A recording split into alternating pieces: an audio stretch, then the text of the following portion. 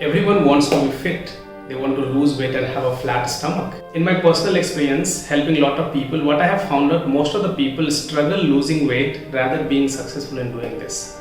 So if you are also struggling to lose weight, I will be talking about 4 common mistakes which most of the people do while on the journey of weight loss. Hi everyone, my name is Hari Shankar. I am a wellness enthusiast and a weight loss coach.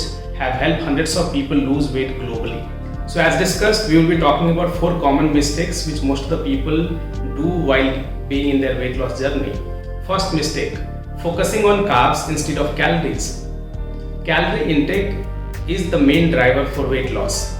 First thing which most of the people do when they want to lose weight is they cut down on the carbs intake. When you cut down on the carbs intake, surely your calorie intake would be less and you will lose weight. But the question is, how long can you be on the low carb side? If you cannot continue eating lower carb for rest of your life, I don't think it's worth it. Weight loss is much easier when you focus on controlling your calorie intake, eat nutritious food and eat your favorite food as well once in a while. There is nothing harm in that. Mistake number 2, focusing on perfection instead of progress. When you are motivated about weight loss, it's very obvious to get into perfectionist mindset. But perfection is a myth. If you expect yourself to be perfect, you are setting yourself for the failure. And you know what? Progress does not require perfection. It just requires doing right things most of the times. Mistake number 3, focusing on motivation instead of momentum. Motivation is great when you have it, but most of the people have problem when they are not motivated to act or follow a regime which they have planned for. If you are the one who always needs motivation to do something, I would recommend you, rather looking for motivation, start small so that you will build momentum over a period of time. And when you build momentum, it will be very easy for you to be consistent.